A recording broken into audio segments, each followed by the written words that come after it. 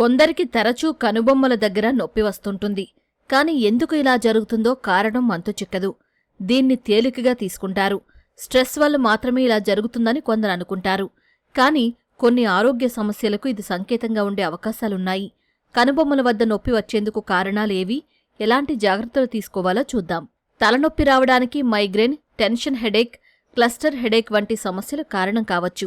వీటి వల్ల కళ్ల చుట్టూ, కనుబొమ్మల వద్ద నొప్పి ఎక్కువగా ఉంటుంది. ప్రత్యేకంగా మైగ్రేన్ ఉంటే కనుబొమ్మల దగ్గర నొప్పి అధికంగా వస్తుంది. దీనికి మరిన్ని కారణాలు కూడా ఉంటాయి. వయసులో ఉన్నవాళ్ళు అంటే 20-25 సంవత్సరాల వయసు గల వాళ్ళు లేదా ఆడవాళ్లలో ఇది ఎక్కువగా చూస్తూ ఉంటాము. ఆడవారిలో అయితే 30-33% మందిలో మనం మైగ్రేన్ హెడేక్ అనేది తరచుగా చూస్తూ ఉంటాము. దీని లక్షణాలు ఎలా ఉంటాయంటే, ఒకవైపు తలలో కుడి భాగం కానీ ఎడమ భాగం కానీ నొప్పి రావడము, దాంతోపాటు కన్ను లోపలికి గుంజినట్లుగా అవడము, వికారము, వాంతులు, చూపు సరిగా కనపడకపోవటము. కొంతమందికైతే ఈ తలనొప్పి మొదలవక ముందర ఆరా అంటాము, అంటే కొన్ని సిమ్టమ్స్ వస్తాయి.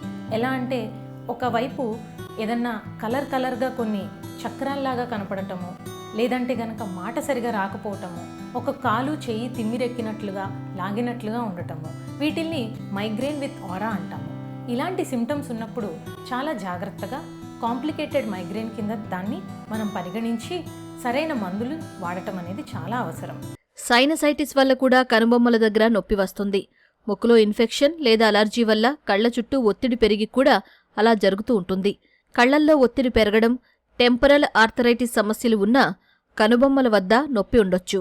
కొన్ని వైరల్ ఇన్ఫెక్షన్లు, ముఖ్యంగా షింగిల్స్ ఉన్నప్పుడు కూడా కనుబొమ్మల దగ్గర బాగా నొప్పి వస్తుంది. కనుబొమ్మల దగ్గర నొప్పి తరచూ వస్తూ ఉంటే నిర్లక్ష్యం చేయకుండా వైద్యులను సంప్రదించాలి. వారి సూచనల మేరకు కంటి పరీక్షలు, రక్త పరీక్షలు చేయించుకోవాల్సి ఉంటుంది. అవసరమైతే ఎంఆర్ఐ లేదా సిటీ స్కాన్ కూడా సూచిస్తారు. చూపు మసకబారడం, తీవ్రమైన నొప్పి రావడం, రోజువారీ పనులకు ఆటంకం కలగడం వంటివి జరిగితే మాత్రం వెంటనే తగిన చికిత్స తీసుకోవాలి. ఈ హెడేక్కి రకరకాల సెకండరీ కాజెస్ కూడా ఉంటాయి. అంటే ఫర్ ఎగ్జాంపుల్, మెదడులో ఏదన్నా చిన్న గడ్డ లాంటిది కానీ, ప్రెషర్ పెంచే ఏదైనా ట్యూమర్ లాంటిది, లేదంటే ప్రెషర్ పెంచే ఏదైనా ప్రాబ్లం ఉందా అనేది మనం చూసుకోవటం చాలా అవసరం.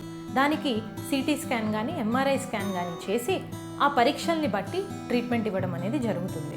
మైగ్రేన్కి కొన్నిసార్లు ఒక కప్పు కాఫీ తాగితేనో, నిద్రపోయి రెస్ట్ తీసుకుంటేనో తగ్గిపోవచ్చు. కొన్నిసార్లు టాబ్లెట్స్, పారాసెటమాల్ లాంటిదో, లేకపోతే కనుక హెడేక్కి సంబంధించి స్పెసిఫిక్ ట్రీట్మెంట్స్ కొన్ని ఉంటాయి, రెస్క్యూ మెడికేషన్స్ అంటాం, అవి వాడితేనో సరిపోతుంది. చాలా తరచుగా వచ్చినట్లయితే ఈ మైగ్రేన్ స్పెసిఫిక్ ట్రీట్మెంట్ ఒక 3 months నుంచి 6 months దాకా కోర్స్ లాగా ఇవ్వటం అనేది జరుగుతుంది. దీని తర్వాత మైగ్రేన్ హెడేక్స్ తరచుగా రావటం అనేది చాలా మటుకు తగ్గిపోతుంది.